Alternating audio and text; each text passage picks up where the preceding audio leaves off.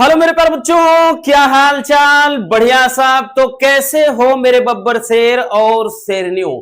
प्यारे बच्चों, आज की ये वीडियो बहुत लाजवाब रहने वाली है, क्योंकि आज के इस वीडियो में हम चैप्टर 1 से लेकर 13 तक, यानी पहले चैप्टर से लेकर के 13वें चैप्टर तक के सारे महत्वपूर्ण लघु उत्तरीय प्रश्न को देखने वाले हैं। इसमें सारे महत्वपूर्ण क्वेश्चन का निपटारा आज बहुत सिंपल तरीके से रहने वाला है, क्योंकि शब्दों का बहुत बड़ा रोल होता है और हमने हमेशा आपको एक सरल से सरल तरीके से देने का प्रयास किया है। तो चलिए बहुत लाजवाब तरीके से इन सारे क्वेश्चन का निपटारा कर देते हैं। इसके बाद आपको अलग से कोई वीडियो देखने की जरूरत नहीं पड़ेगी। याद रखिएगा इतना, ठीक है ना, क्योंकि अब आपके पास टाइम नहीं है, लेकिन इतना जरूर है कि बायोलॉजी में आपको एक दिन एक्स्ट्रा मिल गया था, तो इतना पर्याप्त है कि आप एक बार रिवीजन अच्छे से कर लीजिए। ठीक है बबुआ, चलिए शुरू करते हैं।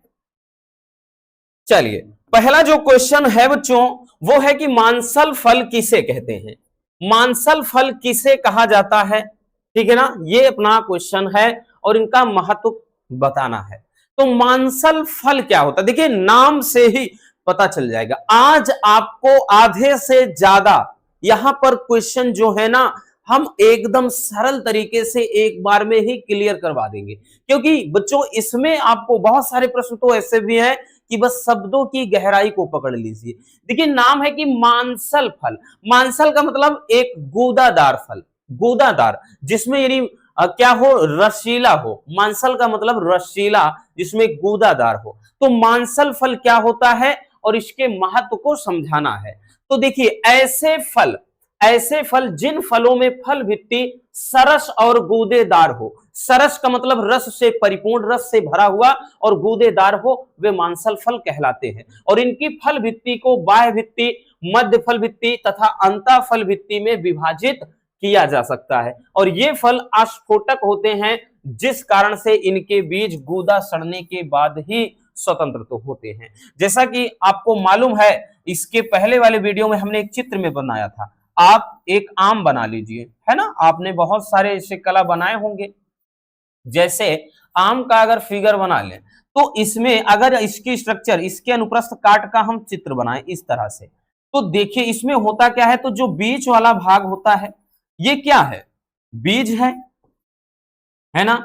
उसके बाद ये क्या है, थोड़ा कठोर वाला भाग होता है, ठीक, और ये वाला बीच वाला है गूदादार फल होता है। तो यहां पर वही चीज कह रहा है कि आम को बाह्य फल भित्ति, यानी बाह्य फल भित्ति, मध्य फल भित्ति यानी ये वाला, और उसके बाद अंतः फल भित्ति यानी ये, इसको कई तरीके, मतलब इसके 3 फल भित्ति में डिवाइड किया जा सकता है।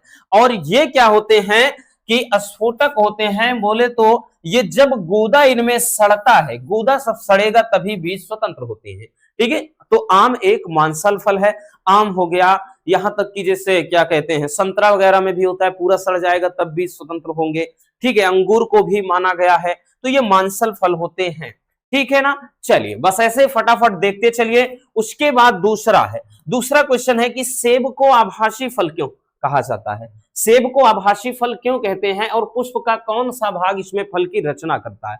देखिए कभी कभार पूछ लेता है कि आभासी फल, ठीक है ना, जिसको मिथ्या फल, झूठा फल, कई फल से नाम से, ठीक है ना। तो कभी कभार सत्य, इसी को क्या है, असत्य फल भी कहा जाता है, कई नाम है।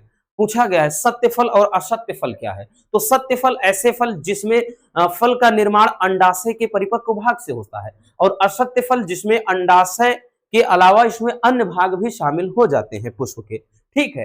तो असत्य फल या आभासी फल या झूठा फल या मिथ्या फल, इतने नाम हैं, याद रख लीजिएगा, ठीक है ना। तो देखिए सेब को आभासी फल क्यों कहते हैं, तो सेब में फल का जो विकास है वो अंडाशय से ना होकर, यानी मुख्य रूप से वो अंडाशय से नहीं होता। बाकी जनरली हम सभी जानते हैं कि अंडाशय का परिपक्व भाग ही फल बनाता है और बीजांड का भाग बीज बनाता है। तो जब अंडाशय से ना होकर पूरी तरह से वो पुष्प के अन्य भाग जैसे पुष्पासन से होता है, ठीक, तो ऐसे फल को क्या कहते हैं, आभासी फल कहते हैं। तो सेब में यही होता है। सेब में जो फल का निर्माण होता है मुख्य रूप से अंडाशय से ना होकर वो पुष्पासन से होता है। किससे, पुष्पासन से होता है। तो ये फल क्या कहलाएगा, आभासी फल। और सेब में पुष्पासन ही फल का क्या होता है, मुख्य खाने योग्य भाग होता है। ठीक, आई बात समझ में? तो ये हमारा क्वेश्चन और आंसर हो जाएगा। आगे चलते हैं, अगला क्वेश्चन देखते हैं। ठीक है, अनिषेक फलन वगैरह सब कुछ बता चुके हैं भैया।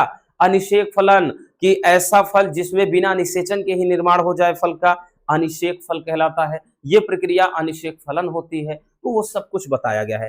ठीक है ना। चलिए अब यहां पर देखते हैं कि नर जनन तंत्र में वृषण उदर गुहा के बाहर ही क्यों होता है। ये फिगर आपको दिख रहा है, तो इसमें जो नर जनन तंत्र है, ठीक है, नर जनन तंत्र में ये जो वृषण है, बोलता है कि जो टेस्टिस होता है वो ह्यूमन बॉडी में क्या है, शरीर के बाहर ही क्यों होता है। प्यारे बच्चों देखिए, समझने की बात है, बस रटना नहीं। देखिए वृषण जो होता है, वृषण में जो स्पर्म का निर्माण होता है, शुक्राणु बनता है, और तो शुक्राणु के बनने के लिए शरीर से कम तापमान की जरूरत होती है, जबकि शरीर का तापमान थोड़ा अधिक होता है, इसलिए ये क्या होते हैं, शरीर के बाहर होते हैं। ठीक, बात समझ में आई कि शुक्राणु को बनने के लिए शरीर से कम तापमान की आवश्यकता होती है, इसलिए ये उदर गुहा के बाहर होता है। ठंड के टाइम में देखिए ये मांसपेशियां सिकुड़ जाती हैं, क्योंकि शरीर गर्म होता है, बाहर ज्यादा ठंडी होती है, तो ये सिकुड़ जाती हैं, ऊपर की तरफ खिंच जाती हैं। वहीं गर्मी में मांसपेशियां एकदम ढीली पड़ जाती हैं, ये क्या है, वृषण की, क्योंकि शरीर क्या है, बहुत ज्यादा गर्म होता है, बाहर से ठंडक लेने के लिए मांसपेशियां ढीली पड़ जाती हैं। तो ये प्रक्रिया पूरी होती है। तो अब यहां पर हम लिखेंगे, क्या लिखेंगे बच्चों, यहां पर लिखेंगे कि नर मानव में वृषण शरीर के बाहर वृषण कोश में उपस्थित होता है, और इसका कारण यह है कि शुक्राणु के निर्माण के लिए शरीर के तापमान से 2 से 3 अंश सेल्सियस कम तापमान की आवश्यकता होती है, जबकि शरीर का तापमान क्या होता है, अधिक होता है, और इसी के कारण शरीर के अंदर शुक्राणुओं का निर्माण संभव नहीं है, क्योंकि अगर शुक्राणु बनेगा भी तो नष्ट हो जाएगा। ठीक है, अधिक तापमान के कारण, इसलिए तापमान भी जरूरी होता है कि कम तापमान रहे। ठीक है ना। चलिए देख लीजिए इसको, आगे देखते हैं अगला क्वेश्चन। नेक्स्ट क्वेश्चन क्या है हमारा, अगला क्वेश्चन है कि अपरा क्या है, और अपरा के 2 कार्य लिखना है। छाप लीजिए, काफी इंपॉर्टेंट ये वाला क्वेश्चन है कि अपरा क्या है। अपरा बोले तो इसी को प्लेसेंटा बोलेगा, क्या बोलेगा, प्लेसेंटा। ठीक है ना, अपरा कह के आएगा या प्लेसेंटा कह के आएगा, याद रखना बच्चों, कंफ्यूज ना होना। ठीक, कई बार बच्चे इसमें कंफ्यूज हो जाते हैं कि प्लेसेंटा वर्ड क्या है। ठीक है ना, तो प्लेसेंटा कहे या अपरा, प्लेसेंटा इंग्लिश वर्ड होता है। तो देखिए अपरा क्या होता है, एक फिगर में फटाक से समझ लीजिए जल्दी से। देखिए इसके अंदर मान लेते हैं भ्रूण पल रहा है, ठीक है ना, भ्रूण पल रहा है, और यहां इसको मां के रक्त के द्वारा ये एक नली के माध्यम से इसको भोजन मिल रहा है।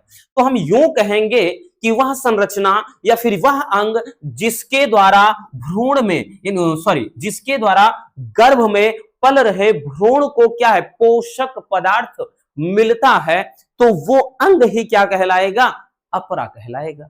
वो अंग ही क्या कहलाएगा, अपरा। अपरा के कार्य पूछा जाता है, तो अपरा के द्वारा जैसे इसको, पहला है कि इसको ऑक्सीजन मिलता है, ठीक है ना, पोषण मिलता है, ठीक, साथ ही साथ इसमें जो भी उत्सर्जी पदार्थ होते हैं वो शरीर के बाहर निकलता है, लाइक दैट, जैसे CO2 वगैरह हो गया। ठीक, तो ये सभी अपरा के कार्य होते हैं, और इसको रक्त से ही मां के, यानी माता के रक्त से ही भ्रूण को क्या है, पोषण मिलता है, और जो उत्सर्जी पदार्थ वगैरह वो उत्सर्जित करता है वो मां के रक्त में ही जाता है। यही कारण है प्रेगनेंसी के दरमियान महिलाओं में थोड़ा हाथ पैर में सूजन बहुत ज्यादा आ जाती है, क्योंकि ब्लड की मात्रा कम हो जाती है, और साथ ही साथ उत्सर्जी पदार्थ भी हो जाते हैं उसमें। तो अब समझ में आ गया ना अपरा, तो वह संरचना जिसके द्वारा गर्भ में पल रहे विकासशील भ्रूण को माता के गर्भाशयी रुधिर से अपना पोषण प्राप्त होता है, उसे अपरा कहते हैं। ठीक है ना, अपरा के कार्य इसके द्वारा विकसित होते भ्रूण को पोषण एवं ऑक्सीजन प्राप्त होता है, और दूसरा है कि अपरा के द्वारा ही उत्सर्जी पदार्थ भ्रूण के मतलब भ्रूण से क्या होता है, मतलब भ्रूण के रुधिर से क्या है, विसरण प्रक्रिया द्वारा माता के रक्त में चला जाता है। किसके द्वारा, इसी अपरा के द्वारा। ठीक, चलिए बच्चों इसको भी जरा देख लीजिए जल्दी से।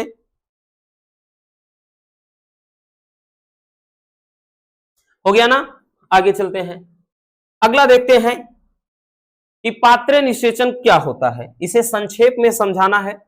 इसी को बच्चों IVF कहा जाता है। शॉर्ट में आपको समझाना है कि पात्रे निषेचन या इसी को टेस्ट ट्यूब बेबी या इसी को परख नली शिशु कई नामों से जानते हैं। याद रखना, हमने बोल दिया, कंफ्यूज मत होना, ठीक है ना। ये 2 नंबर में भी आता है, लॉन्ग में भी थोड़ा बन जाता है।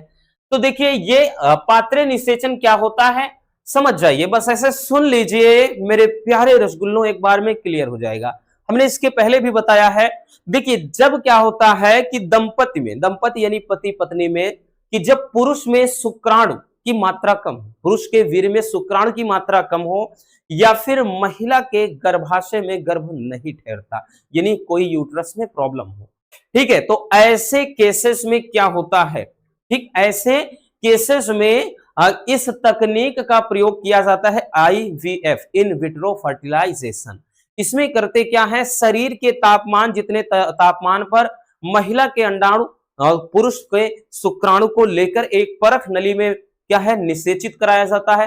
फिर उसके बाद जो जाइगोट बनता है, युग्मनज बनता है, फिर से उस महिला के अंदर उसको रोपित कर दिया जाता है, जहां पर वो एक नॉर्मल भ्रूण की तरह उसका विकास पालन पोषण होता है और 9 माह के बाद एक नॉर्मल बच्चे की तरह जन्म होता है, ठीक है ना, पूरा ये प्रक्रिया। तो लिखेंगे यह निषेचन की एक ऐसी विधि है जिसमें मादा के शरीर के बाहर मानक परिस्थितियों में प्रयोगशाला में शुक्राणुओं तथा अंडाणुओं को कृत्रिम तरीके से परख नली में निषेचित कराया जाता है। और यह तकनीक उन दंपतियों द्वारा प्रयोग में लाई जाती है जिनमें या तो स्त्री में गर्भ नहीं ठहरता या पुरुष के वीर्य में शुक्राणुओं की संख्या कम पाई जाती है, तब ये प्रक्रिया मतलब अपनाई जाती है। ठीक, चलिए जल्दी से नोट कर लीजिए, हो गया ना। चलिए देखते चलिए जल्दी जल्दी आगे चलते हैं। आगे देखते हैं बच्चों क्या है अगला क्वेश्चन। ये भी क्वेश्चन काफी इंपॉर्टेंट है, रुधिर वर्ग से संबंधित है। ठीक, रुधिर वर्ग, रुधिर वर्ग जैसे क्वेश्चन आता है कि रुधिर वर्ग AB वाले पुरुष का विवाह रुधिर वर्ग O वाली स्त्री के साथ हो जाता है, तो कह रहा है कि बच्चों में कौन सा रुधिर वर्ग होगा। याद रखना बहुत ज्यादा इंपॉर्टेंट है, हम एक बताएंगे इसमें सब कुछ एकदम क्लियर हो जाएगा। देखिए अगर यहां पे ध्यान देना बच्चों, इस तरीके से दिया रहे, क्योंकि रुधिर वर्ग होते कौन कितने हैं, एक OA होता है, एक B होता है, ठीक है ना, एक क्या होता है AB होता है और एक रुधिर वर्ग O होता है। ठीक, अब A है तो इसका जैसे जीनोटाइप फिनोटाइप आपने पढ़ा होगा, नहीं भी पढ़ा है बस कोई दिक्कत ना, तो इसका AO होता है, इसका ABO होता है, ठीक है ना, इसका A और B होगा और इसका O और O होता है। तो बस इतना चीज समझ लीजिए। अब देखिए कि बोल रहा है कि रुधिर वर्ग AB वाले पुरुष का विवाह, तो इसके लिए आपको थोड़ा एक ग्राफ बनाना पड़ेगा बच्चों। कोई भी रुधिर वर्ग दे, आप इसे चुटकियों में लगाओगे, आज के बाद टेंशन इसमें लेना ही नहीं पड़ेगा। तो रुधिर वर्ग AB वाले पुरुष का विवाह, तो AB है तो इधर A और B लिख दीजिए इस तरह से, और रुधिर वर्ग O वाली, अब O है तो यहां पर O का O हो जाएगा, तो यहां O और O है, ठीक है। तो इधर याद रखना, इधर पुरुष वाले का लिखना है, इधर स्त्री वाले का, ठीक है। अगर हो जाता है तो कह रहा है कि उनके संतानों में यानी बच्चों में कौन सा ब्लड ग्रुप होगा। देखिए जब A है O है तो ये मिलकर यहां AO हो जाएगा, यहां पर A है O है तो यहां मिलकर ये भी AO हो जाएगा। इसमें क्या हो B और O तो ये BO हो जाएगा, यहां पर भी ये B है O, ये मिलकर के BO हो जाएगा। तो अब जरा ये बताइएगा यहां पे कौन सा आया है, एक आया है AO, ठीक है ना, और दूसरा भी A और O आया है, तीसरा BO आया है और चौथा भी प्यारे बच्चों BO आया है। अब जरा ये बताना मेरे प्यारे रसगुल्लों, ध्यान से देखिएगा कि यहां पर अगर जब AO है तो कौन सा ब्लड ग्रुप होता है A, ठीक है, वो A ब्लड ग्रुप। अगर AO है तो यहां पे फिर से वही A, और BO है तो जरा उधर देखिए B ब्लड ग्रुप है और BO है तो B, यानी यहां पर हम यूं कह लेंगे अब कि 50-50% यानी 50% जो बच्चे होंगे, ठीक है, वो A ब्लड ग्रुप वाले होंगे और जो 50% बच्चे होंगे ना वो B ब्लड ग्रुप वाले होंगे। बस यानी 50% बच्चों में क्या हो जाएगा, A ब्लड ग्रुप की संभावना रहेगी, और यानी संभावना नहीं होगा। और यहां पर तो बोल रहा है, तो आंसर में आप लिखेंगे ऐसे बनाने के बाद कि रुधिर वर्ग AB वाले पुरुष का विवाह यदि रुधिर वर्ग O वाली मतलब O वाली स्त्री के साथ हो जाता है तो उनके बच्चों में रुधिर वर्ग A या B होगा। ठीक है, A होगा B होगा, जिसमें यहां पर अगर प्रतिशतता पूछता तो यहां पर हम ये कह देते हैं कि 50% A ब्लड ग्रुप वाले और 50% B ब्लड ग्रुप वाले। समझ में आ गया ना? तो इसको नोट करना बहुत ज्यादा जरूरी है, देख लीजिए। आगे चलते हैं, आगे देखेंगे बच्चों। अगला है कि अपूर्ण प्रभाविता। देखिए अपूर्ण प्रभाविता क्या है, यह भी काफी इंपॉर्टेंट है। अपूर्ण प्रभाविता क्या होता है, यह मेंडल का अपवाद है कि अपूर्ण प्रभाविता और इसके उदाहरण को लिखना है। देखिए जब दो विपरीत प्रकार के लक्षण में क्रॉस कराया जाता है तो F1 पीढ़ी में जब कोई भी लक्षण पूर्ण रूप से प्रभावी ना हो तो अपूर्ण प्रभाविता कहते हैं, यानी कोई भी लक्षण पूरी तरह ना प्रभावी हो। जैसा कि आपने पढ़ा है प्यारे बच्चों इसमें कि जैसे कि अगर एक लंबा पौधा मटर का और एक बौना पौधा निषेचन कराया जाए तो F1 पीढ़ी में संकर लंबे होंगे, यानी लंबा वाला प्रभावी होगा। बट यहां पर वो बोल रहा है कि अगर दो विपरीत लक्षण वाले में क्या संकरण कराया जाए और कोई भी लक्षण पूरी तरह प्रभावी ना हो अब की बार, तब ये क्या हो जाएगा, अपूर्ण। नाम ही है अपूर्ण प्रभाविता, यानी पूरा प्रभावी ना हो, अपूर्ण यानी आधा। तो जैसे एक क्या है, गुला बांस या मिला वृक्ष जलापा, गुला बांस पौधा ये पुष्प होता है, अपने यहाँ देखने को मिलता है, सर्च मारिएगा आपको दिखाई पड़ जाएगा। जैसे गुलाबास में है, एक ले लेते हैं जैसे लाल पुष्प का कोई, ठीक है, इसमें जैसे ले लेते हैं एक लाल पुष्प वाला पौधा, लाल पुष्प, और दूसरा क्या है सफेद, और इनमें क्या है क्रॉस कराया जाए, इनमें क्या है क्रॉस कराया जाए, ठीक है। तो जब यहां पे ध्यान देना F1 पीढ़ी में, क्योंकि ये लाल पुष्प है तो यहां पे इनका एलील क्या है, कैपिटल R दोनों लिखेंगे, और यहां पे स्मॉल r में लिखा जाता है।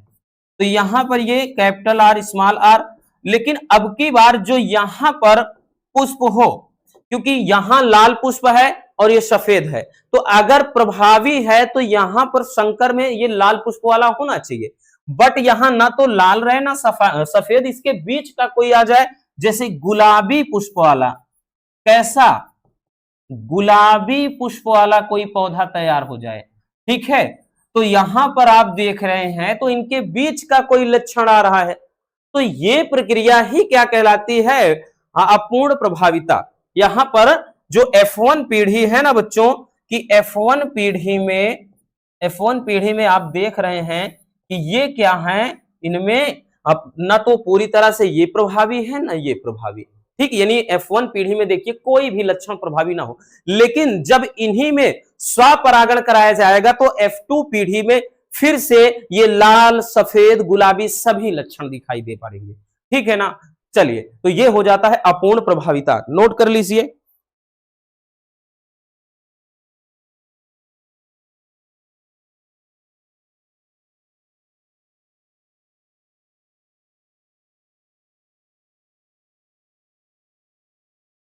हो गया, चलिए आगे देखते हैं,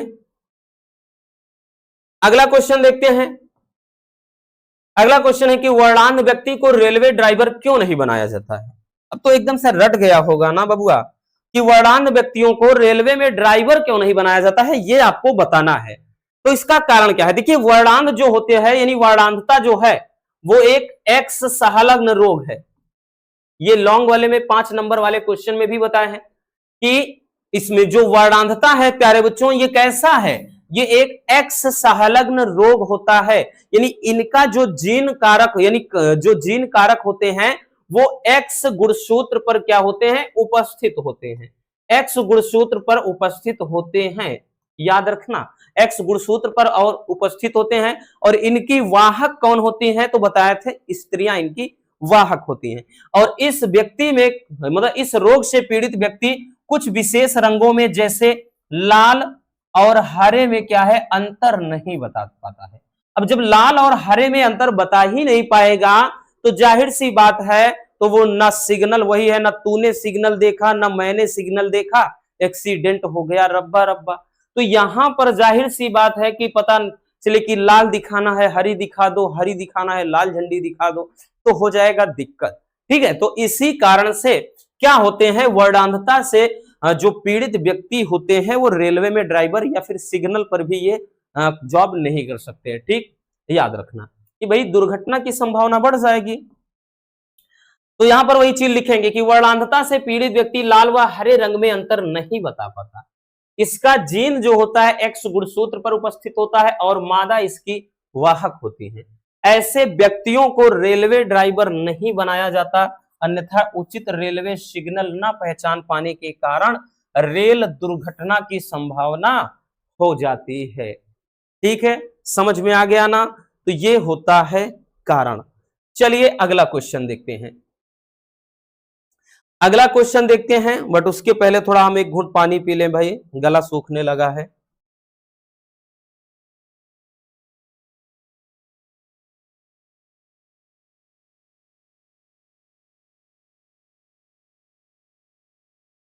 चलिए देखते हैं।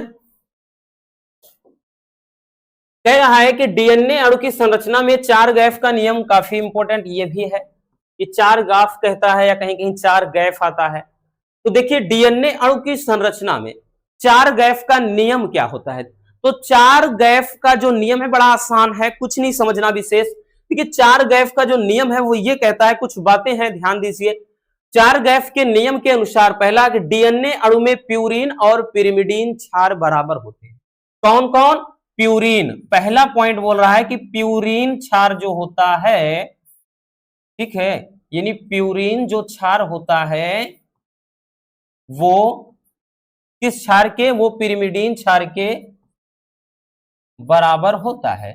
ठीक है ना, क्योंकि यहां याद रखना प्यूरिन में कौन होता है, तो एडेनिन है ग्वानिन है प्यूरिन में, और इसमें एडेनिन ग्वानिन और साइटोसिन थायमिन, यही तो क्षार होते हैं किसमें, यही 4 नाइट्रोजन क्षार होते हैं डीएनए में। तो जिसमें प्यूरिन की मात्रा, प्यूटिन नहीं बबुआ, प्यूरिन, यहां पे क्या हो जाएगा, जिसमें प्यूरिन की मात्रा पिरिडीन पिरिमिडीन के बराबर होती है। ठीक है, ये पहला पॉइंट। अब उसके बाद दूसरा ये होता है कि डीएनए में एडेनिन की जो आणविक मात्रा है थायमिन के बराबर होती है और साइटोसिन की मात्रा ग्वानिन के बराबर होती है। यानी इसमें क्या होता है, जो एडेनिन होता है इसकी आणविक मात्रा जो है वो थायमिन के बराबर होती है, और जो ग्वानिन होता है इसकी आणविक मात्रा ठीक साइटोसिन के बराबर होती है। ठीक है ना, ये चीज भी आपको अपने माइंड में रखना है। दूसरी बात और तीसरा पॉइंट कि डीएनए में क्षार अनुपात,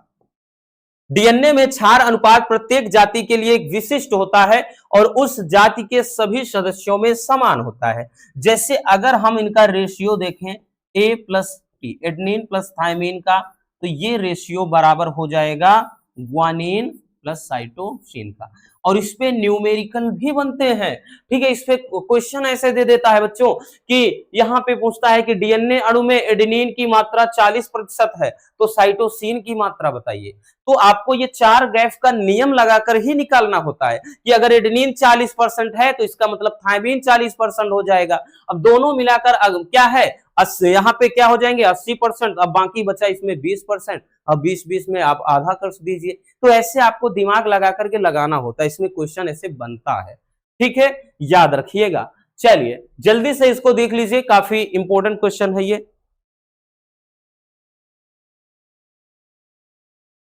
हो गया ना, आगे चलते हैं बच्चों। नेक्स्ट क्वेश्चन, मानव जीनोम परियोजना पर संक्षिप्त टिप्पणी लिखिए। कई बार करवा चुके हैं, अब तो ये एकदम से रट गया होगा कि मानव जीनोम परियोजना। देखिए मानव जीनोम परियोजना एक ऐसी परियोजना है जो बहुत बड़े लेवल की परियोजना, इसे महापरियोजना भी कहा जाता है, जिसमें मनुष्य के यानी क्या होता है, ह्यूमन बॉडी में डीएनए के अनुक्रम को, यानी जो क्षार होते हैं उनके अनुक्रम की पहचान की जाती है। और इसमें क्या होता है, बताया जाता है कि हाँ संख्या में बहुत इतने 3 × 10⁹ क्षार युग जीनोम में होते हैं, और हर एक जीनोम के बारे में अगर जानकारी सही से लेना है तो उसके पीछे मतलब पर यहाँ क्षार के पीछे $3 खर्च होता है। तो लिखेंगे कैसे कि मानव जीनोम परियोजना एक बहुत बड़ी परियोजना होती है जिसके अंतर्गत मनुष्य के जीनोम में उपस्थित समस्त जीनों की पहचान की जाती है। मानव जीनोम में 3 × 10⁹ क्षार युग्म होते हैं तथा प्रत्येक क्षार को पहचानने के लिए $3 याद रखना $3 खर्चा होता है। ठीक है, और इस प्रकार संपूर्ण परियोजना जानने के लिए लगभग $9 बिलियन खर्च होते हैं। ठीक है, $9 बिलियन खर्च होंगे, याद रखिएगा। ठीक, चलिए जल्दी से इसको स्क्रीनशॉट कर लीजिए। आगे देखते हैं, ठीक, क्योंकि छोटे छोटे टॉपिक हैं, लघु उत्तरी वाले हैं, तो मजे में देखते चलिए। अगला क्वेश्चन है कि अवशेषी अंग क्या है और मनुष्य में पाए जाने वाले किन्हीं 2 अवशेषी अंगों के नाम लिखिए। देखिए अवशेषी नाम ही है अवशेष, अवशेष का मतलब बचा खुचा, अवशेष का मतलब बचा खुचा। तो अवशेषी अंग ऐसे अंग हैं जो हमारे पूर्वजों में क्या है, क्रियाशील थे, लेकिन धीरे धीरे क्या है, उपयोग ना होने के कारण वो विलुप्त हो गए या फिर भविष्य में विलुप्त हो जाएंगे और वो क्या केवल अवशेष के रूप में रह गए हैं आज। तो ऐसे अंग को अवशेषी अंग कहा जाता है। ठीक, जैसे में आंख की निमेशिक पटल हो गई, निमेशक पटल, और कशेरुक दंड यानी पीछे की जो रीढ़ की हड्डी का कशेरुक पुच्छ होता है वो हो गया, कर्ण पल्लव हो गया। ठीक है, कर्ण पल्लव पर तो ये सारी चीजें क्या है, अक्लदाढ़ हो गया, ये सब के सब क्या हैं, क्या अवशेषी अंग होते हैं। तो लिखेंगे जीवधारियों के पूर्वकालिक क्रियाशील अंग जो जीवधारियों द्वारा उपयोग में न किए जाने के कारण अवशेषी हो गए और भविष्य में समाप्त हो जाएंगे, तो ऐसे अंग को अवशेषी अंग कहते हैं। जैसे मानव में निमेशक पटल, अक्लदाढ़, पुच्छ कशेरुकाएं आदि, ये सभी क्या होते हैं, अवशेषी अंग कहलाते हैं। ठीक, क्या है, अवशेषी अंग। नोट कर लीजिए बच्चों।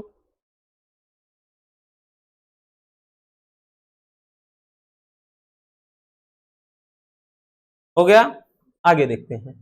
अगला देखिए big bang theory. Big bang theory ये भी 2 नंबर में आता है। बिग बैंग थ्योरी क्या होती है, बिग बैंग सिद्धांत क्या होता है। देखिए इस सिद्धांत के अनुसार इलेम नामक आद्य पदार्थ, इलेम नामक आद्य पदार्थ अति अति तप्त कॉस्मिक धूल के बादल में पदार्थ तथा प्रति पदार्थ के मध्य टकराव से जब भयंकर विस्फोट हुआ तो उसके फल स्वरूप ब्रह्मांड का निर्माण हुआ और यह परिकल्पना ही क्या है, ब्रह्मांड की उत्पत्ति, मतलब ये परिकल्पना ब्रह्मांड की उत्पत्ति को जानने के लिए दी गई थी और इसे ही कहा जाता है बिग बैंग थ्योरी। इसे ही क्या कहा जाता है, बिग बैंग सिद्धांत कहा जाता है, जो कि बहुत सिंपल है, इसमें तो कोई दिक्कत नहीं होनी चाहिए, एकदम छोटा सा है। अगला क्वेश्चन देखते हैं जो ज्यादा इंपॉर्टेंट है। नेक्स्ट है ये तो मोस्ट इंपॉर्टेंट है, ये आपका मोस्ट इंपॉर्टेंट है कि प्राकृतिक वर्ण का सिद्धांत क्या है। ये तो बहुत लाजवाब है। देखिए प्राकृतिक वर्ण का सिद्धांत क्या है, प्राकृतिक वर्ण के 2 सिद्धांत है। ठीक, पहला है लैमार्कवाद, दूसरा है डार्विनवाद। ये आपका 3 नंबर में लॉन्ग में पूछा जाता है, हमने करवाया है बहुत अच्छे से, आपको पता होगा अभी कुछ टाइम पहले ही। देखिए प्राकृतिक वर्ण में क्या होता है कि पहला हो जाता है लैमार्कवाद या उपार्जित लक्षणों की वंशागति। तो लैमार्कवाद क्या कहता है, देखिए चीजें हमेशा सोचने समझने वाली हैं, आधे से ज्यादा बायोलॉजी में बस सुनकर तैयार हो जाता है। देखिए लैमार्क ने यह कहा बच्चों कि कोई भी जीव जिस वातावरण में रहता है उसके अनुरूप क्या है, उसमें परिवर्तन होते हैं। यहां तक तो ठीक कहा था, लेकिन फिर इन्होंने कहा कि वही परिवर्तन जो होते हैं वो धीरे धीरे क्या है, उनके उनसे एक क्या होता है कि उनसे एक नई पीढ़ी बन जाती है, यानी ये परिवर्तन पीढ़ी दर पीढ़ी पहुंचते रहते हैं। और यही चीज इन्होंने गलत बोल दिया कि ये लक्षण क्या है, जो उपार्जित लक्षण होते हैं और यही उनके संतानों में पहुंच जाते हैं, ये इन्होंने इसमें बता दिया। ठीक, जो कि बिल्कुल सही नहीं था। अब इनके अनुसार क्योंकि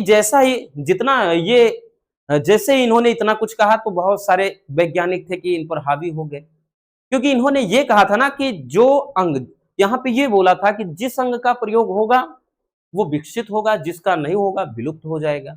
ठीक है, ये एग्जाम्पल दिया था। तो यहां पर इन्होंने यही बताया कि लैमार्क के अनुसार प्रत्येक जीव अपने जीवन काल में जिस वातावरण में रहता है उसके प्रभाव से अनेक लक्षण उपार्जित करता है, और यही लक्षण उनकी संतानों में पहुंच जाते हैं तथा एक धीरे धीरे एक नई जाति बन जाती है। ये कहा था लैमार्क ने। ठीक है, इनकी आलोचना भी हुई थी, हालांकि उतना लंबा हम यहाँ नहीं खींचेंगे, फिर क्योंकि आलोचना में मतलब यहाँ उपार्जित का मतलब ये कि भाई जैसे युद्ध में किसी का एक्सीडेंट में हाथ पैर टूट गया, कट गया, तो क्या बच्चे भी लंगड़े लूले पैदा होंगे? नहीं ना।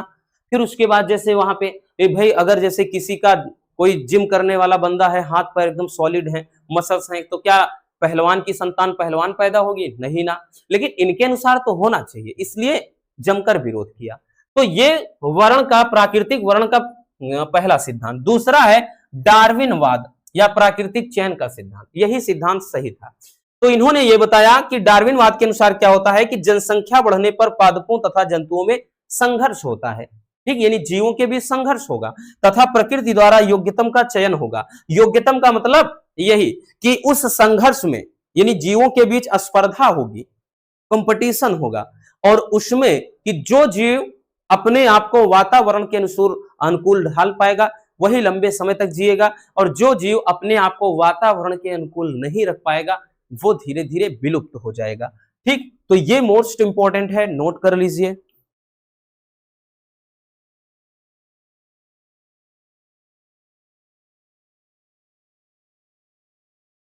हो गया, आगे देखते हैं। अगला है कि हेरोइन क्या है और यह किस पौधे से प्राप्त होता है। यह भी काफी इंपॉर्टेंट है कि हेरोइन क्या है, जिसे मार्फिन कहा जाता है। ठीक है, तो देखिए अगर हेरोइन की बात कर ले, हेरोइन होता क्या है? तो हेरोइन एक ओपियोइड्स, ओपियोइड क्या होती है? ओपियोइड तो एक ये दवाओं का, एक जो नारकोटिक्स दवाएं होती हैं, औषधियां होती हैं, नशीले पदार्थ होते हैं, उनकी दवाओं का एक समूह होता है ओपियोइड्स। तो हेरोइन एक प्रकार का ओपियोइड्स है। ठीक, यह अफीम या पॉपी पादप के फल अर्थात संपुट के लेटेक्स से प्राप्त होता है। बहुविकल्पी में भी आता है बच्चों, ये आपको दिख रहा होगा, ये अफीम है। अफीम में ये वाला जो भाग है जिसमें देखिए ये चीरा लगाया हुआ है, ये दूध निकल रहा है। ठीक है, और अफीम की खेती की जाती है जिसमें ये पोस्ता का दाना है ना, तो अफीम ये होता है। ठीक है ना, याद रखना जो, और इसमें जो दूध निकलता है इसी से हेरोइन बनता है। अब हेरोइन बहुत ही नशीला पदार्थ है। ठीक है ना, हीरोइन और हेरोइन दोनों नशीले हैं, याद रखना, चाहे वो हीरोइन हो चाहे हेरोइन हो, दोनों नशीले हैं। ठीक, और इन्हें से और इनका परमाणु के निर्माण में भी इसका प्रयोग किया जाता है। यही कारण है कि ये एक गैर कानूनी है, इसकी खेती नहीं की जा सकती है। ठीक, गैर कानूनी है, अगर जिसने किया समझो जेल हो जाएगी। ठीक है ना, ऐसे ही कोई नहीं कर सकता कि चाहे जितना उगा ले। तो वही चीज की हेरोइन एक ओपियोइड्स है, ये अफीम या पॉपी पादप कहते हैं इसी को, के फल अर्थात संपुट के लेटेक्स से प्राप्त होता है, ये इसका जो फल होता है। ठीक है, और यह शल्य चिकित्सा में निश्चेतक तथा दर्द निवारक के रूप में भी प्रयुक्त, यानी ये निश्चेतक बेहोशी के रूप में भी किया जाता है इसका प्रयोग, और साथ में दर्द निवारक के रूप में करते हैं। यही कारण है ना कि जब व्यक्ति इसको ग्रहण करता है तो भूल जाता है सारे गम, एकदम सपनों की दुनिया में चला जाता है, उसको रंगीन दुनिया दिखाई देने लगती है। ठीक, और यह हमारे पाचन तंत्र में उपस्थित ओपियोइड ग्राहियों से जुड़कर उनकी क्रियाशीलता को कम कर देता है। ठीक है ना, तो ये होता है हेरोइन, जो कि बहुत ही घातक मादक पदार्थ है।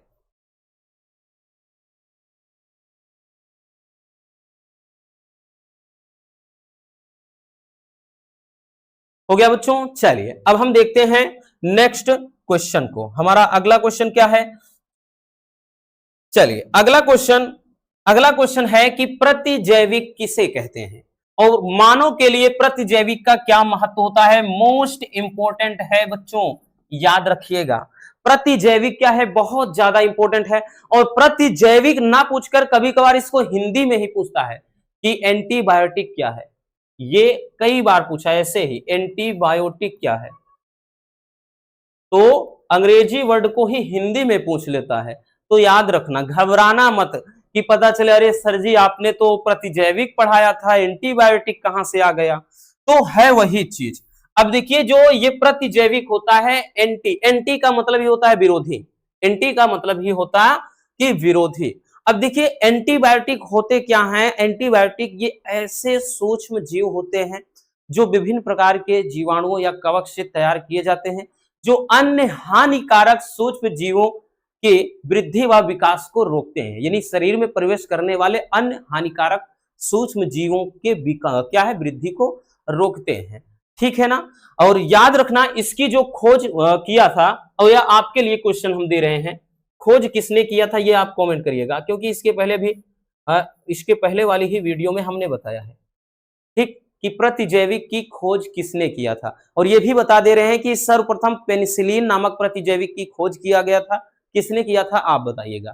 तो देखिए लिखेंगे कि विभिन्न प्रकार के सूक्ष्म द्वारा उत्पन्न रासायनिक पदार्थ होते हैं ये, जो दूसरे सूक्ष्म जीवों की वृद्धि व विकास को रोकते हैं और उन्हें ही प्रतिजैविक कहा जाता है, ठीक है। वर्तमान में लगभग 7000 प्रतिजैविक की खोज हो चुकी है और प्रतिजैविकों का उपयोग विभिन्न प्रकार के उपचार में किया जाता है। ये औषधियां अन्य सूक्ष्म जीवों की वृद्धि का संदमन करके उनको नष्ट कर देती हैं। जैसे में कुछ एग्जाम्पल लिख लीजिए बबुआ, जैसे में पेनिसिलिन,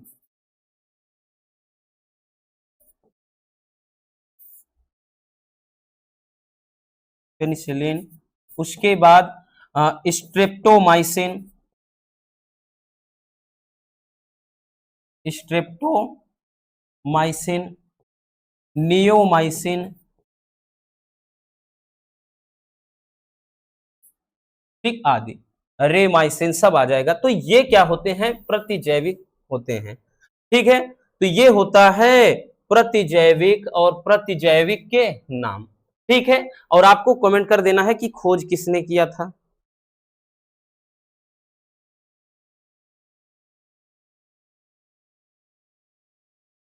ठीक है, चलिए आगे देखते हैं, आगे देखते हैं बच्चों। अगला क्वेश्चन है कि वाहित मल क्या है।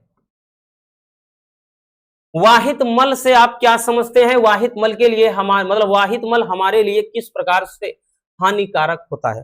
देखिए नाम ही है, नाम में ही बहुत कुछ रखा है, वाहित मल। वाहित का मतलब बहने वाला, मल का मतलब कचरा, मलमूत्र। तो देखिए नगरों, शहरों, कस्बों में के जो नालियां होती हैं, नालियों में बहने वाला मलमूत्र और कचरा ही क्या कहलाता है, वाहित मल कहलाता है। इसमें विभिन्न प्रकार के हानिकारक सूक्ष्म जीव होते हैं जो व्यक्तियों में या मनुष्य में विभिन्न प्रकार के बीमारी, जैसे हैजा हो गया, ठीक है, और उसके बाद पेचिस हो गया, ठीक, ये आदि ये घातक बीमारियों को उत्पन्न करते हैं, ठीक है ना। चलिए तो यहां पर हम लिखेंगे परिभाषा में कि जल में व्यर्थ अपशिष्ट पदार्थों जैसे मलमूत्र आदि के मिलने से जल प्रदूषित हो जाता है और इस प्रदूषित जल को ही क्या कहा जाता है, वाहित मल। या फिर जैसा हमने बताया ना, लिख सकते हैं कि नगरों, कस्बों, शहरों, ठीक है, कि नालियों में बहने वाला मलमूत्र व कचरा ही क्या कहलाता है, वाहित मल, वाहित मल कहलाता है। और इस व्यर्थ जल का प्रमुख घटक मनुष्य का मलमूत्र ही होता है। अब यहां पर ध्यान देना, ये हानिकारक किस प्रकार से होता है। वाहित मल में कार्बनिक पदार्थ की बड़ी मात्रा तथा सूक्ष्म जीव पाए जाते हैं जो अधिकांशतः क्या होते हैं, रोगजनक होते हैं, यानी रोगों को फैलाने वाले होते हैं। दूसरा, वाहित मल में ऑक्सीजन की मात्रा की कमी होती है, इसलिए कार्बनिक पदार्थ का विघटन भी नहीं हो पाता है। इसके फलस्वरूप वाहित मल वातावरण को प्रदूषित करते हैं, यानी उनमें बदबू बहुत ज्यादा होती है, ठीक है। इसमें BOD पढ़ा है ना, biochemical oxygen demand, full form पूछ लेता है कभी कभार, ठीक। चलिए इसको भी स्क्रीनशॉट कर लीजिए। हो गया बच्चों, आगे देखते हैं। अगला क्वेश्चन क्या है कि जल विद्युत कण संचलन, इंपॉर्टेंट है, 3 नंबर वाले में तो एकदम लॉन्ग में अच्छे से समझाया था। जल विद्युत कण संचलन जो कि डीएनए फिंगरप्रिंटिंग का ही एक स्टेप होता है। डीएनए फिंगरप्रिंटिंग में क्या करते हैं, जब कि जैसे होता है ना कि कोई अपराधी है या कोई भी दोषी है ना, खूनी बलात्कारी कोई, तो उसमें जब व्यक्ति का डीएनए लेते हैं, डीएनए को कलेक्ट करते हैं, तो उसमें सबसे पहले प्रतिबंधन एंजाइम उसको क्या करते हैं, गर्म करते हैं, फिर ठंडा करते हैं, फिर उसके बाद जैसे एल्बुमिन या जिलेटिन है ना, जैसे होता है गोंद की तरह, तो उस पे पन्नी रखकर रात भर के लिए सुखाया जाता है, फिर इलेक्ट्रोड द्वारा उसमें क्या है विद्युत धारा का प्रवाह किया जाता है, तो सारी प्रक्रियाएं होती हैं। तो उन्हीं में से एक होता है ये विद्युत जल विद्युत कण संचलन। तो इसमें लिखेंगे कि जल विद्युत कण संचलन एक पृथक्करण विधि है जिसमें जैव अणुओं जैसे डीएनए, आरएनए, प्रोटीन आदि एवं उनके खंडों को वैद्युत क्षेत्र में उनके आमाप एवं आवेशित के मतलब आवेशिता के आधार पर क्या करते हैं, अलग अलग किया जाता है, यानी इनको अलग करते हैं। ठीक है, और इस विधि का प्रयोग डीएनए फिंगरप्रिंटिंग तकनीक में भी किया जाता है। हमने बताया ना कि इस विधि का प्रयोग डीएनए फिंगरप्रिंटिंग में भी किया जाता है। चलिए इसको भी नोट कर लीजिए।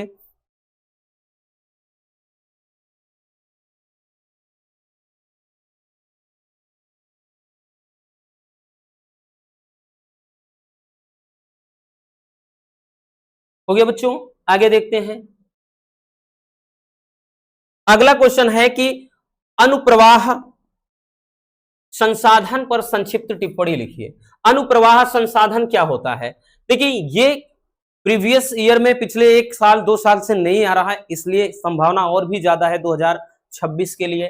तो देखिए जैव प्रौद्योगिकी द्वारा तैयार उत्पाद को बाजार में भेजने से पहले उसे कई प्रक्रम से गुजारा जाता है।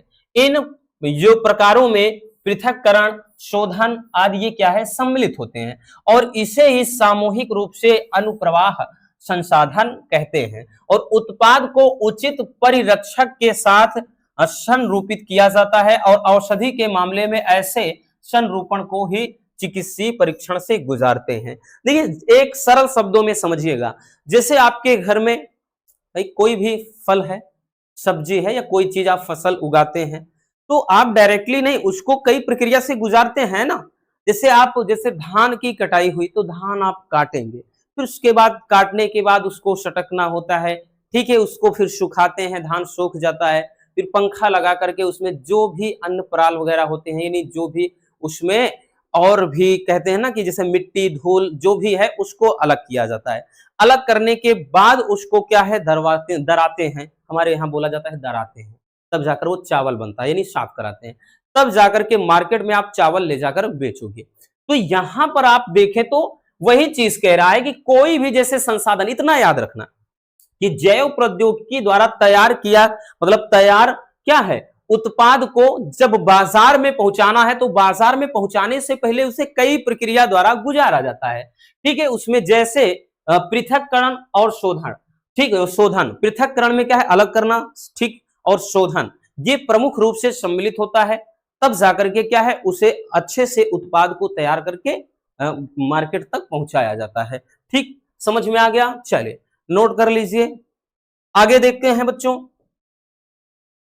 अगला क्वेश्चन है जैव प्रौद्योगिकी का मानव स्वास्थ्य के क्षेत्र में अनुप्रयोग लिखिए। ठीक, ये कुछ मतलब काफी इंपॉर्टेंट है और कभी कभार यहां से संबंधित एक मानव इंसुलिन पूछा जाता है, उसको भी बढ़िया तरीके से लॉन्ग वाले में बताया है, 3 नंबर वाले में। तो ये है क्वेश्चन कि जैव प्रौद्योगिकी का मानव स्वास्थ्य के क्षेत्र में क्या अनुप्रयोग है।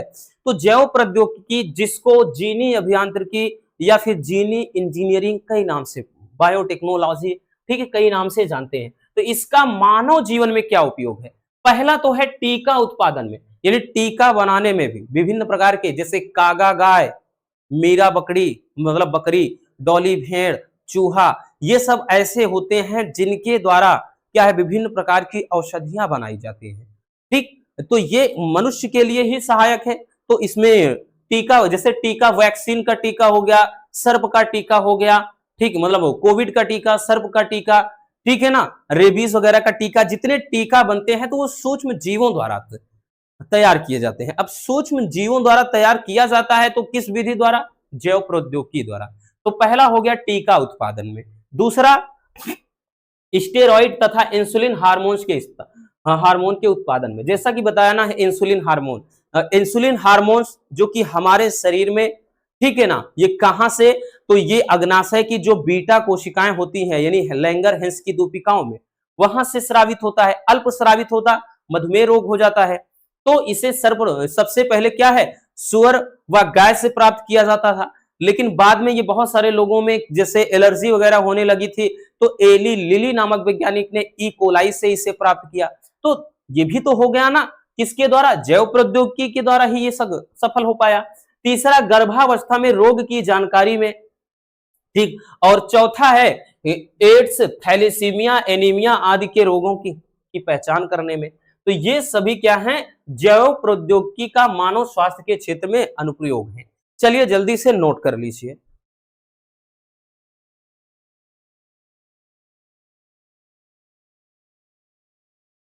हो गया बच्चों? आगे चलते हैं। अगला क्वेश्चन, अगला क्वेश्चन है कि जीन क्लोनिंग पर संक्षिप्त टिप्पणी लिखिए। देखिए जीन क्लोनिंग क्या है? नाम ही है जीन, और क्लोनिंग, क्लोन का मतलब होता है एक फोटोकॉपी, क्लोन का मतलब होता है प्रतिलिपि तैयार करना, फोटोकॉपी बनाना। देखिए यदि किसी जीव या डीएनए या गुणसूत्र की एक जैसी ही अनेक प्रतिलिपियां बनाई जाएं, तो इस प्रक्रिया को जीन क्लोनिंग कहा जाता है।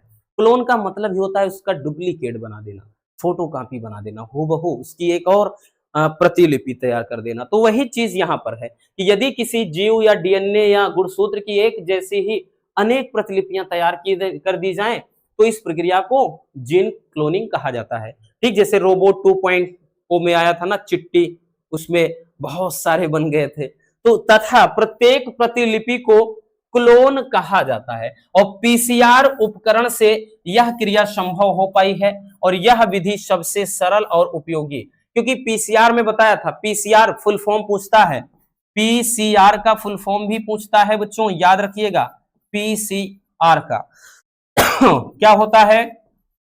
Polymerase chain reaction, polymerase chain reaction, ये पीसीआर का फुल फॉर्म है, पूछा जाता है पॉलीमरेज श्रृंखला अभिक्रिया। तो इस ये पीसीआर के द्वारा ही ये संभव है जीन क्लोनिंग। ठीक, नोट कर लीजिए।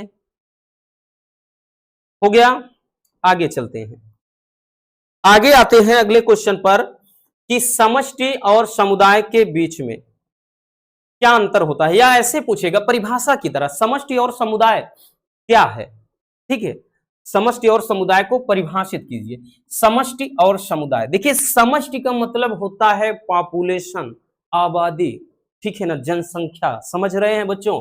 तो किसी क्षेत्र में निवास करने वाले एक ही प्रजाति के जीवों के समूह को समष्टि कहते हैं। यानी एक ही जाति के जीवों को, जैसे एक भाई कोई किसी गांव में जैसे व्यक्तियों का पूरा समूह है कि कितने व्यक्ति यहां पर रह रहे हैं, तो वो पॉपुलेशन हो गई, समष्टि हो गया। अब समुदाय क्या होता है? समुदाय क्या होता है? जीवों के वे समूह जो कई विभिन्न प्रजातियों से संबंधित होते हैं, परंतु एक ही प्रवास के क्षेत्र में रहकर आपस में अंतर संबंध होते हैं, वो समुदाय कहलाते हैं। यानी इसमें भी क्या होता है? इसमें मतलब ये क्या है? जीवों के वे समूह जो कई विभिन्न प्रजातियों से संबंधित होते हैं।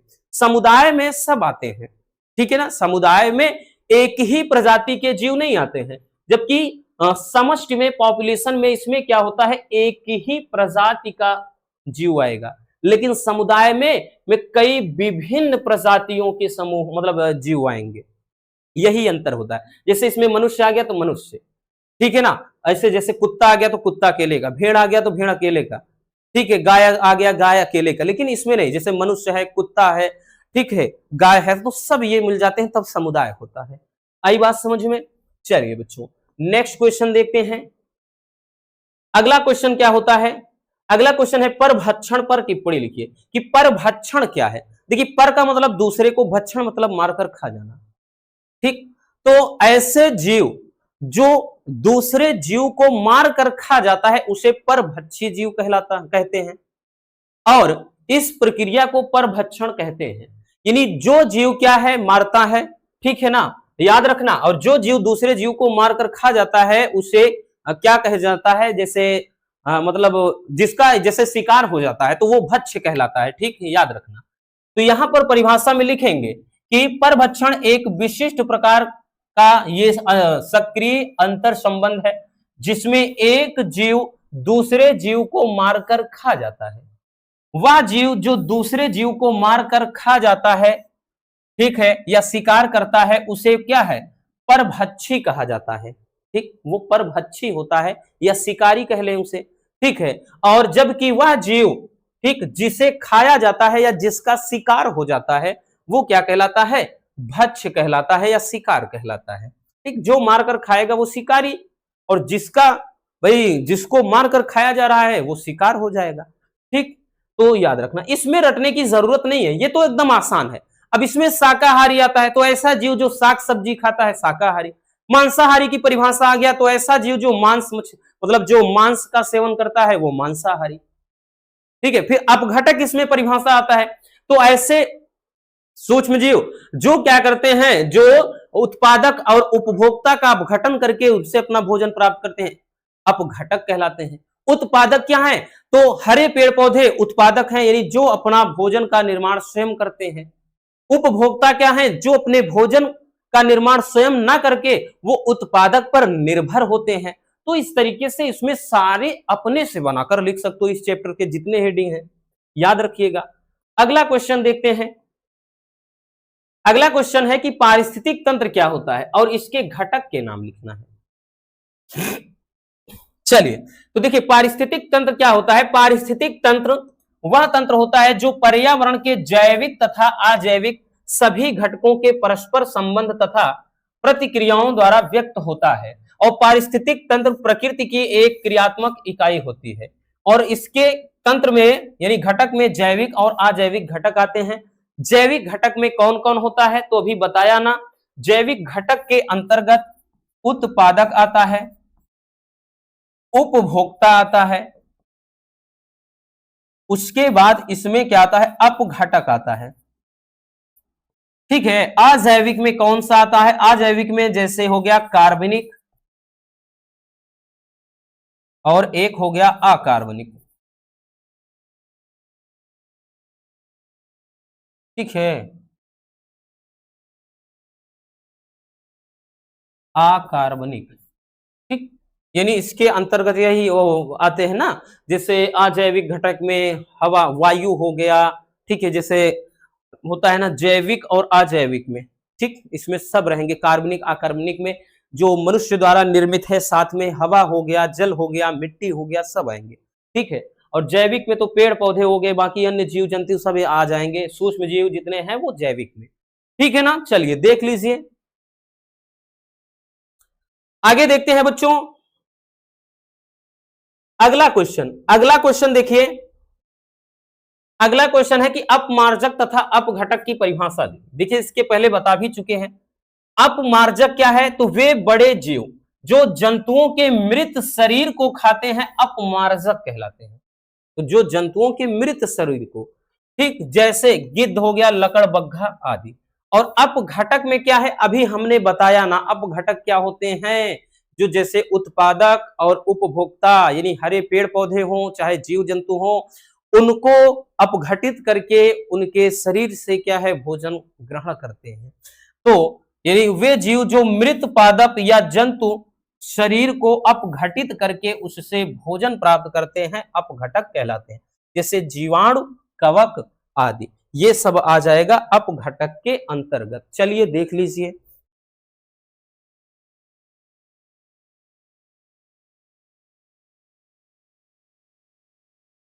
हो गया बच्चों, आगे देखते हैं। अगला क्वेश्चन है कि जैव विविधता की क्षति के 4 प्रमुख कारण लिखिए। लॉन्ग में तो 5 नंबर वाले में तो करवा ही चुके हैं अच्छे से पूरा, जितनी ये हेडिंग है। बाकी यहां अगर शॉर्ट में भी आ जाता है कि 4 प्रमुख कारण लिखिए, तो पहला क्या है कि गैर कानूनी रूप से वन्य प्राणियों का शिकार, याद हो अति दोहन बताए थे, विदेशी जातियों का आक्रमण बताए थे। ठीक है, वनों की अंधाधुंध कटाई, प्रदूषण, और उसके सब याद है ना, वही चीज है। तो गैर कानूनी रूप से प्राणियों का शिकार, इससे भी जैव विविधता का नुकसान हो रहा है, यानी जीव जंतु पेड़ पौधे नष्ट हो रहे हैं। दूसरा, मानव क्रिया या भूलवश या प्राकृतिक कारणों से वनों पर लगने वाली आग।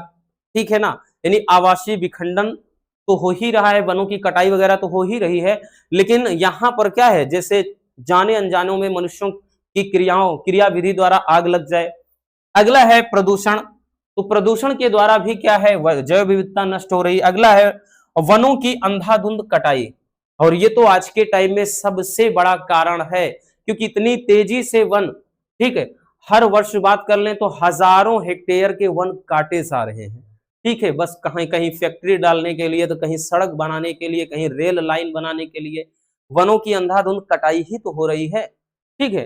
तो इन सब चीज के लिए, और कहीं घर बनाना है तो वनों की कटाई होती चली जा रही है। चलिए जल्दी से स्क्रीनशॉट इसे भी कर लीजिए। हो गया बच्चों, आगे चलते हैं। अगला है अभ्यारण्य। क्या है, वन्य जीव अभ्यारण्य कहेगा या फिर अभ्यारण्य अकेले।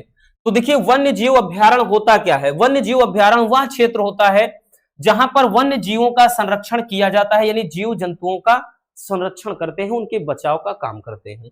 इसमें व्यक्तिगत स्वामित्व, यानी किसी भी व्यक्ति की ऐसा नहीं कि मैं मालिक हूं इसका, ये मेरा है, ठीक है। लकड़ी काटने, पशुओं को चराने आदि की अनुमति नहीं दी जाती, यानी यहां पर लकड़ी भी नहीं काटा जा सकता, पशु नहीं चरा सकते हैं, यानी ये पूरी तरह वर्जित होता है, अंदर नहीं जा सकते हैं, क्योंकि इन क्रियाकलापों से वन्य प्राणी प्रभावित हो जाते हैं, और इसकी स्थापना एवं नियंत्रण संबंधी कार्य राज्य सरकार के अधीन होता है, और यहां पर जीव जंतुओं का संरक्षण होता है। इसके लिए हमने आपको बताया था, याद हो बच्चों, कि यहाँ पे संरक्षण के संबंध में स्वस्थानीय बह्य स्थानीय संरक्षण होता है, नोट कर लीजिए।